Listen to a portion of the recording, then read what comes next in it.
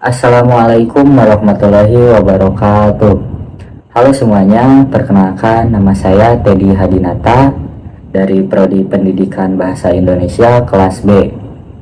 Di sini saya akan menjelaskan mengenai tokoh Richard Smith, seorang pelopor dalam pemerolehan bahasa kedua dan juga pencetus hipotesis notating dan peran kesadaran dalam pembelajaran bahasa.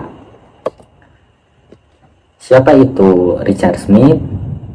Di sini saya akan memaparkan profil singkatnya. Richard Smith lahir pada tahun 1941 dan wafat pada tahun 2017. Ia adalah seorang ahli bahasa Amerika dan profesor di Departemen Studi Bahasa Universitas Hawaii.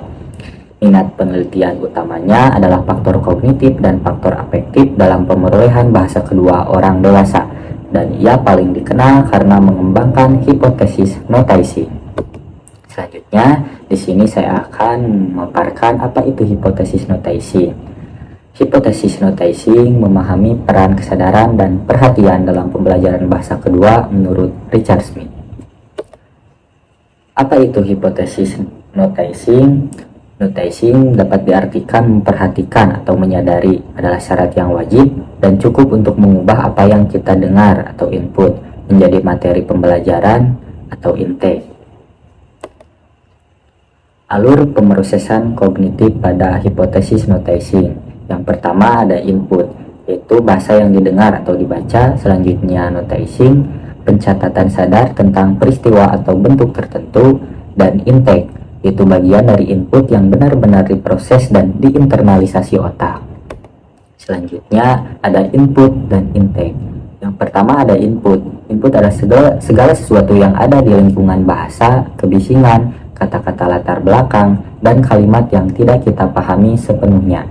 Selanjutnya ada intake, yaitu bagian spesifik dari input yang diperhatikan dan diambil oleh pembelajar untuk diproses lebih lanjut secara mental. Selanjutnya, tingkat kesadaran atau awareness. Smith membedakan 3 level pemrosesan. Yang pertama ada persepsi, yang kedua notating, yang ketiga understanding. Selanjutnya, konsep notating the gap. Salah satu fungsi terpenting dari notating adalah kemampuan untuk melihat perbedaan ataupun kesenjangan. Selanjutnya, apa yang memicu notating? Yang pertama yaitu ada frekuensi, yang kedua instruksi, yang ketiga salience atau kejelasan, yang keempat adalah kebutuhan komunikatif. Nah, implikasi dalam pengajaran, menurut Smith, pengajaran tata bahasa tidak harus menyuapi aturan, tetapi juga harus bertujuan meningkatkan kesadaran. Nah, teknik yang dapat diterapkan oleh guru, yang pertama ada input enhancement, yaitu menggarisbawahi atau menebalkan fitur target dalam teks bacaan. Yang kedua yaitu corrective feedback, yaitu memberitahu kesalahan agar murid sadar akan gapnya. Yang terakhir ada task design, membuat tugas yang mewajibkan penggunaan bentuk tertentu agar berhasil.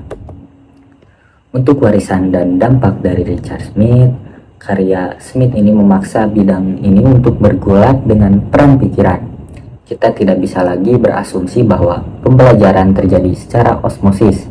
Dia menempatkan perhatian dan kesadaran sebagai pusat dari persamaan. Demikian materi yang saya bisa sampaikan. Kurang lebihnya mohon maaf.